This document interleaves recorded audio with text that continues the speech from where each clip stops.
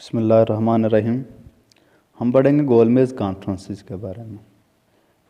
गोलमेज़ कॉन्फ्रेंसेस के 3 अदवार पढ़ेंगे और इनके कॉन्फ्रेंसेस के मकासद और इनके हासिल होने वाले जो नताइज थे उसके बारे में हम इसमें पढ़ेंगे। तो पहली गोलमेज़ कॉन्फ्रेंस कब और क्यों बुलाई गई, तो इसकी वजूहात थी कि जून 1929 में रमज़े मैकडोनल्ड आम इंतखाबात में बरतानवी वज़ीर आज़म मुंतखब हुए, तो उन्होंने अपने मशीरों से सलाह मशवरे के बाद जो एक आइनी तअत्तुल था बरसगीर पाक व हिंद में, उसको ख़त्म करने का सोचा। तो इसके में क़ायद-ए-आज़म मोहम्मद अली जिन्ना की जो दरख्वास्त थी, जो रिकमेंडेशंस थी, उसका भी हिस्सा था। तो इस बारे में उन्होंने अपने मशीरों से सलाह मशवरे के बाद सर जॉन साइमन की एक कमीशन बनाया और उनसे कहा कि हिंदुस्तान की जितनी भी नुमाइंदा जमातें हैं बरसगीर पाक व हिंद की, इनको बुलाया जाए, लंदन में इनका एक अजलास मुनक्कद करवाया जाए। तो इस सिलसिले में 3 अदवार हुए उस गोलमेज़ कॉन्फ्रेंसेस के। तो उस वक़्त के वाइसरॉय लॉर्ड इरविन को गांधी के साथ भी मुज़ाकरात का कहा गया, क्योंकि मुस्लिम लीग ने उस कॉन्फ्रेंस के बुलाए जाने पर फौरी तौर पर उसको लब्बैक कहा, लेकिन कांग्रेस ने मुस्लिम लीग के इस लब्बैक कहने की वजह से इसको एक कोई लेन देन का मामला करार देकर इसमें शमूलियत ना इख्तियार करने का फ़ैसला किया। तो और बजाय इसके उन्होंने सिविल नाफरमानी की तहरीक शुरू करने के और नेहरू रिपोर्ट को नाफज करने के इम्प्लीमेंटेशन का एक मुतालबा शुरू कर दिया, क्योंकि शुरू से एक मसला था कि मुस्लिम लीग जो थी वो सूबाई खुद मुख्तारी के हक़ में थी, और जो कांग्रेस थी वो हमेशा से ही वफाकी तर्ज की हुकूमत चाहती थी, वो मरकज़ में ही सारे इख्तियारात अपने पास चाहती थी। तो इस सिलसिले में उन्होंने अपनी 4 शराइत रखी गांधी जी ने, और उनकी जो मुतालबा था, ये 4 शर्तें थी उनकी। उस वक़्त वो कानपुर और यूपी-सीपी वाले वाक़या में बहुत सारे जो लीडरान थे उनके, वो लीडरान जेल में थे, गांधी समेत जेल में थे। तो उनकी जो पहली शर्त थी ना कि हम तब गोलमेज़ कॉन्फ्रेंस में शिरकत करेंगे आप तमाम सियासी कैदियों को रहा कर दें। फिर दूसरी शर्त जो थी उनकी वो ये थी कि इस गोलमेज़ कॉन्फ्रेंस में जनाब हमको कोई मौसर नुमाइंदगी दें आप। और तीसरी शर्त उनकी थी कि कॉन्फ्रेंस की जो महज है ना, वो आइन के बारे में असूल पर बहस ना की जाए, बल्कि एक नौ आबादियाती तर्ज का एक आइन मुरतब करने पर अपनी तवज्जो मरकूज़ करें। और चौथी शर्त थी उनकी कि जितनी जल्द मुमकिन हो सके ना, एक नौ आबादियाती तर्ज की हुकूमत का क़याम अमल में ला दें। इन्होंने लॉर्ड इरविन के साथ अपनी शर्तें रखी। इनमें से उनकी पहली एक शर्त मानी गई कि सियासी कैदियों को रहा कर दिया, बाकी तीनों शर्तों को नहीं माना गया। तो पहली गोलमेज़ जो कॉन्फ्रेंस थी उसमें तो कांग्रेस ने शिरकत नहीं की, और पहली गोलमेज़ कॉन्फ्रेंस जो थी उसमें कुल 89 मेंबर्स थे, जिसमें से 58 जो थे वो मुख्तलिफ जो कम्युनिटीज़ थे और उस मुख्तलिफ कम्युनिटी से थे, और बाकी जो थे वो बरतानवी और सियासी जो पार्टी से उनके नुमाइंदे शामिल थे इसमें।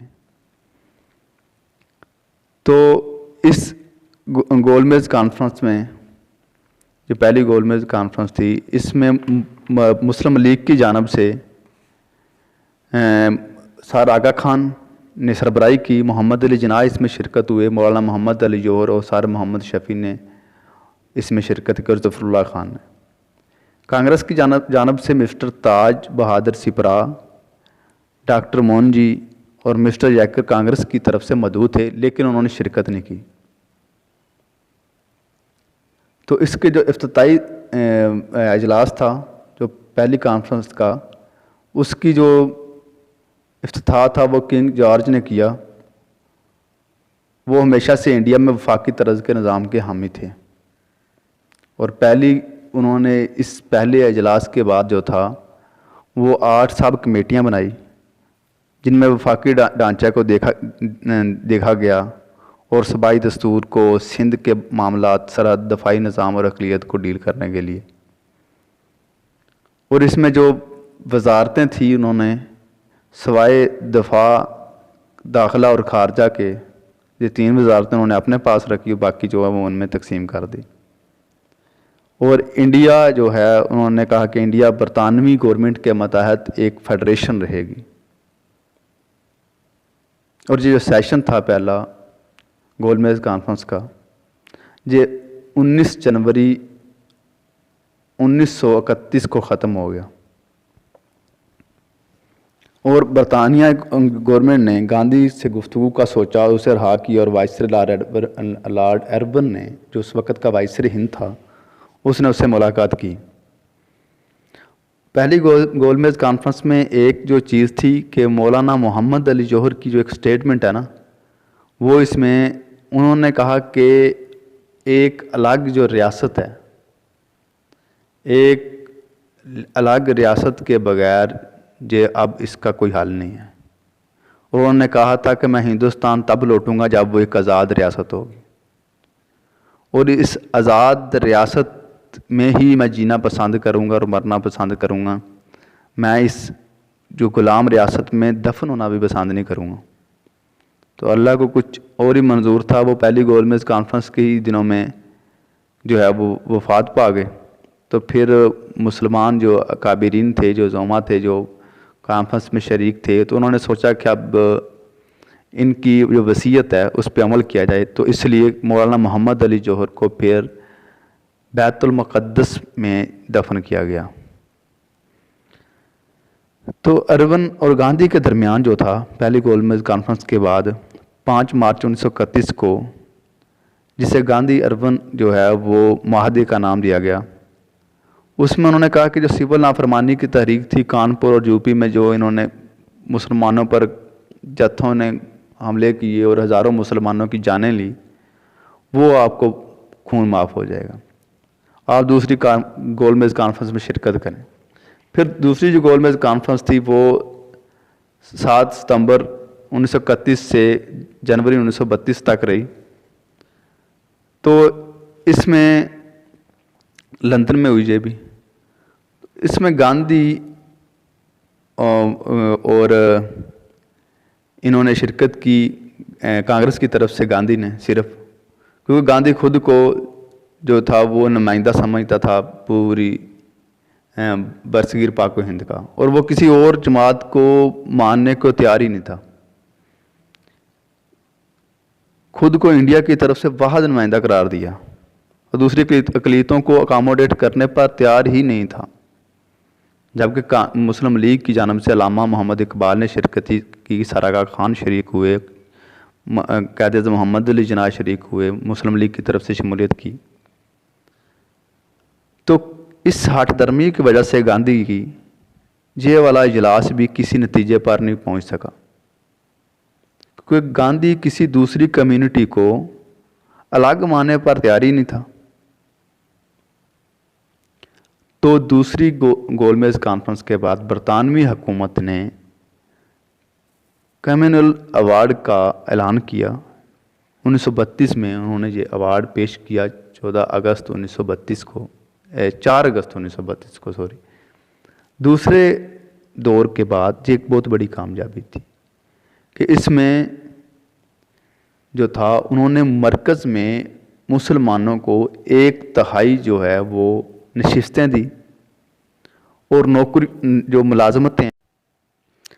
ملازمتوں میں مسلمانوں کو جو تھا وہ 1/4 حصہ دیا گیا۔ تو اس کے بعد پھر تیسرا دور شروع ہوا۔ تو اس میں ایک چیز جو ہے وہ دوسری جو گول میز کانفرنس تھی، اس کے بعد قائد اعظم محمد علی جناح تھوڑا سا نا اس سے پیچھے ہٹ گئے تھے، انہوں نے وہ واپس نہیں گئے برصغیر پاک و ہند، اور لندن میں ٹھہرے رہے، اور وہ سیاست سے تھوڑا سا، لیکن وہ نظر رکھتے تھے باقی سارے معاملات پہ، لیکن وہ تھوڑا سا بد دل سے ہو گئے تھے، کوئی نتیجے پر نہیں پہنچ پا رہی تھی۔ پھر तीसरा दौर शुरू हुआ गोलमेज कॉन्फ्रेंस का। तो जो तीसरा दौर था गोलमेज कॉन्फ्रेंस का वो 17 नवंबर 1932 से दिसंबर 1932 तक रही। तो कांग्रेस ने इसमें फिर शिरकत नहीं की, क्योंकि दूसरी गोलमेज कॉन्फ्रेंस के बाद उसकी हठधर्मी की वजह से गांधी की, वो जब वापस गया तो उसको गिरफ्तार कर लिया था बरतानवी हुकूमत ने। तो इसमें गांधी ने फिर कांग्रेस ने शिरकत नहीं की। लेबर पार्टी ने भी फिर इसकी मुखालफत की। तो ये उनकी जो पार्टी थी लेबर पार्टी उस वक्त बरसर इख्तियार, उन्होंने इसकी मुखालफत की। ये कॉन्फ्रेंस किसी भी नतीजे पर न पहुंच सकी। लेकिन इसके बाद जो बरतानिया थी ना, उन्होंने एक आइन मुरतब किया जिसे इंडियन एक्ट का नाम दिया गया। उसमें उन्होंने मुसलमानों को और कांग्रेस को एक तो इनकी नशस्तों की तकसीम की और मुसलमानों को जुदागाना जो था वो इंतखाबात का हक़ दिया। और जो आखिरी गोलमेज कॉन्फ्रेंस थी उसमें चौधरी रहमत अली ने एक नारा लगाया था कि अब नहीं तो कब, और अलग रियासत पाकिस्तान का मुतालबा किया था। उस वक़्त पाकिस्तान का अलग रियासत का चौधरी रहमत अली ने मुतालबा किया था।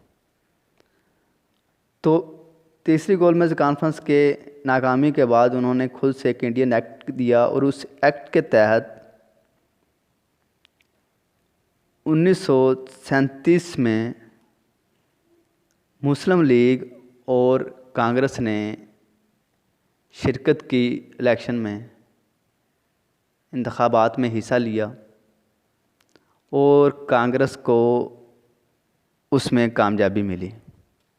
कांग्रेस उस इंतखाबात में भारी अक्सरियत से कामयाब हुई और पहली दफ़ा कांग्रेस जो थी वो वो बरसगीर पाक व हिंद में बरसगीर में पहली दफ़ा कांग्रेस अपनी जो थी वजारतें कायम करने में कामयाब हो गई।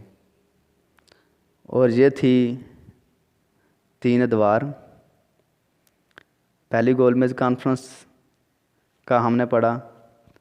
दूसरी गोलमेज कॉन्फ्रेंस लंदन में मुनक्कद हुई सारी, और इन कॉन्फ्रेंसेस में जो था वो पहले में भी मुस्लिम लीग शामिल हुई, दूसरे में भी हुई, तीसरे में। ज़ाहिरन तो गोलमेज कॉन्फ्रेंसेस जो थी वो तीनों मराहल के बाद